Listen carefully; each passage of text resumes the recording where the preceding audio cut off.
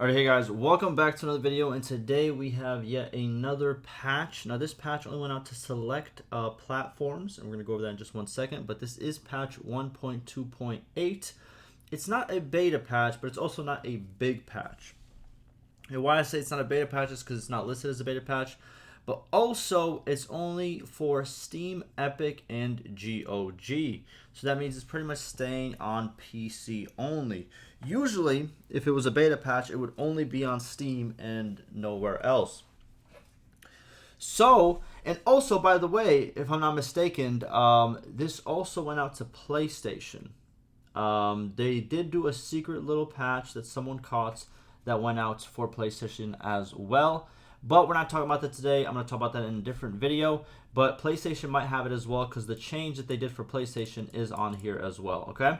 Without further ado, let's go over patch 1.2.8, what was added, how does it affect you, and go from there, okay? So, it has very little changes. It's more of like a hot fix. You can kind of see it that way.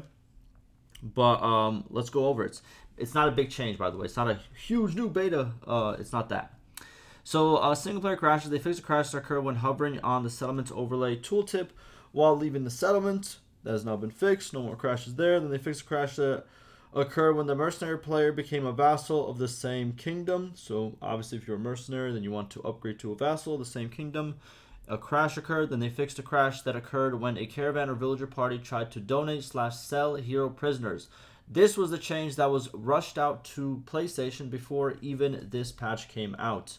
So, yeah, it might kind of be like the same thing. Then they fixed a crash that occurred when closing the game. Interesting. I don't know. I guess it would crash before it would close. That's funny. Okay. That's now, it will close properly. Then they fixed a crash that occurred when trying to skip the initial video. I'm guessing the initial video when you start the campaign. That has now been fixed. Now for multiplayer, they fixed a crash that occurred when clicking the lobby clan button using the GOG build. So obviously that's why I went out to GOG. That's specific to GOG. There it is. So if you do play multiplayer on GOG, there you go. Then for both, which is multiplayer and single player, they fixed a bug that caused high FPS to reduce the turn speed of mounted troops with couched lances. Interesting. A lot of games have this problem where FPS kind of dictates how fast a character is moving in some way or another. And it looks like it has hit Bannerlord as well, but it has been fixed. And then lastly, modding related, they fixed a bug that prevented the C, I guess this is like the C language, right? Side assertions from showing up in the modding kit. There it is. Now they're going to show up. Now, a person did ask, 8 gigabytes for a few fixes. What gives, right? Now, they do, the devs do explain this. They say, we use a texture streaming technology / system that allows for better performance within the game. This packages resources in a specific way, which causes even minor adjustments to lead to changes to larger packages. This package in its entirety is then re-downloaded by Steam. That's why a patch can end up being larger despite having minor changes. So it does pop up as 8 gigabytes, and it's going to take 8 gigabytes worth of time, depending on how fast your internet is. But if I'm not mistaken, it doesn't add a full 8 gigabytes to your to your game save. It adds a little bit, but it doesn't add 8 gigabytes. I don't even think it's going to add even 1 gigabyte worth of changes.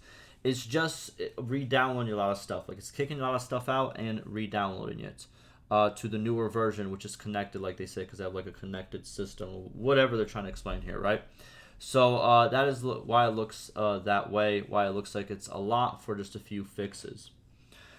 Then they continue to say, if you would prefer to download patches as hotfixes less often, you can stick to an older version for a longer period of time. So obviously, if you don't want to always download new patches, if, let's say, for example, your internet connection isn't the best, and, you know, these patches take you a very long time, then sticking to the live, you know what I mean? Well, obviously, live is 1.2.7 now, but kind of like sticking a little bit farther back, usually will help you with this. And then whenever the new patch comes out, you can just download the new patch. It will come with all the hotfixes instead of staying on the current patch and downloading all the hotfixes as they come. But that is up to you as you wish to play it. But yeah, that's patch 1.2.8. Nothing big, nothing huge, just a bunch of little things. Again, this change right here was added to PlayStation as well. Xbox, again, I don't know, like, certification-wise, how that works. But currently, apart from this change, this patch is not on PlayStation and Xbox currently. It is only on Steam, Epic, and GOG. When it goes live, you know I'm going to let you know. Also, there is a video coming up about a lot of dev comments. A lot of them have come out. I'm going to make like 2 videos this week, so stick around for those. Hey, also, I'm doing a playthrough starting this week. I'm doing a playthrough of Bannerlord. I'm going to start out. We're going to do some smithing. We're going to do some different stuff, you know what I mean? And go from there and, yeah, see how it goes. Have a little bit of fun playing Bannerlord on patch 1.2. And, yeah, that will do it for me. Thank you for all the support. And also, if you're an indie game brand, or if you know an indie game brand, developer, anybody, hit me up, man. I'm doing sponsorships and all that, you know what I mean? So, yeah, do that if you can. If you can't, well, you know, recommend me games you want me to play, like indie games. I've been playing a lot of indie games, too. So recommend me that, too. But, yeah, I'm yapping. All right, bye-bye.